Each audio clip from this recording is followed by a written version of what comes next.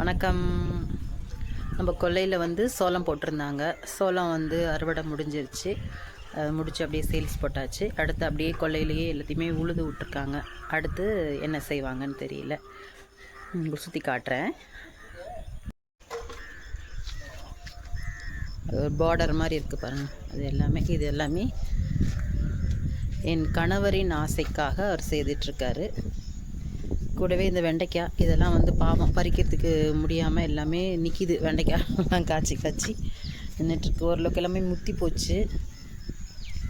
பக்கத்துலேயே துளசி இதெல்லாம் அழகாக கார்டன் பண்ணியிருந்தோம். இப்போ இது பண்ணியிருந்ததுனால சோளம் இருந்ததுனால இதெல்லாமே கவனிக்க முடியாமல் போயிடுச்சு. அப்படியே வாழை மலை. இனிமேல் இது கொஞ்சம் ரிலாக்ஸ்டாக இது இனிமேல் வளரும். ஏன்னா இது சுற்றி அது சோளம் இருந்ததுனால அது கஷ்டமாக போயிடுச்சு. இப்போ இது கொஞ்சம் நல்லா அழகாக இனிமேல் வளரும்னு நினைக்கிறேன். சோளத்தை மிஷினில் அடிக்கிறப்போ இது மாதிரி மிஸ் ஆகி கொல்லையிலேயே கிடக்குமா, அதெல்லாம் பொறுக்கி எடுத்து ரெடி பண்ணிகிட்டு இருக்கோம். கொஞ்சம் வீட்டுக்கு எடுத்துகிட்டு போகலான்னு. உங்களில் எத்தனை பேருக்கு விவசாயம் பிடிக்கும்?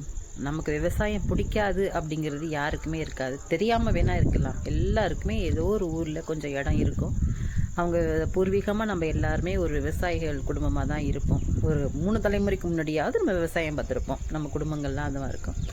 இப்போ அது மாதிரி எங்கள் தாத்தா அது பண்ணுவார், எங்கள் தாத்தா இது செய்வார் அப்படின்னு எங்கள் வீட்டுக்கார் சொல்லிகிட்டே இருப்பார். அதனால இவர் இந்த மாதிரி கிடைக்கிற இடங்களெல்லாம் வாங்கி ஏதாவது ஒன்று செய்வார்.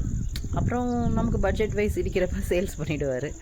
அது ஒரு இன்ட்ரெஸ்ட் அவருக்கு. இந்த மண்மையில் அவருக்கு ஒரு அதை செழிப்பாக்குறதுல ஒரு ஆசை. அதனால் நானே சொல்லுவேன், பூமி தாய் கண்டிப்பாக உங்களை ஆசீர்வாதம் பண்ணிகிட்டே இருப்பாங்க. எங்கெல்லாம் வந்து இது மாதிரி மோசமாக இருக்கோ அதெல்லாம் வாங்குவார். திருப்பி நல்ல அதை அழகாக பண்ணி செழிப்பான பூமியாக மாற்றுவார். நமக்கு பிரச்சனை இருக்கிறப்ப, பொருளாதார பிரச்சனை வர்றப்ப அதை சேல்ஸ் பண்ணிவிடுவார். அப்புறம் திருப்பி இது மாதிரி இந்த பூமி எல்லாமே அப்படி தான் ரொம்ப காஞ்சி ரொம்ப வருஷமாக விவசாயம் இல்லாமல் இருந்த இடங்கள். அதை வாங்கி ரொம்ப டைம் எடுத்து ரிஸ்க் எடுத்து எக்ஸ்ட்ராவாக எஃபர்ட் போட்டு செய்வார். உங்களில் எத்தனை பேர் அது மாதிரிலாம் பண்ணுறீங்க சொல்லுங்கள். முடிஞ்சால் செய்யுங்க. உங்கள் பூர்வீக இடங்களுக்கு போய் இருக்கிற மண்ணில் கொஞ்சோண்டு ஏதாவது பண்ண முடியும்னா பண்ணுங்கள்.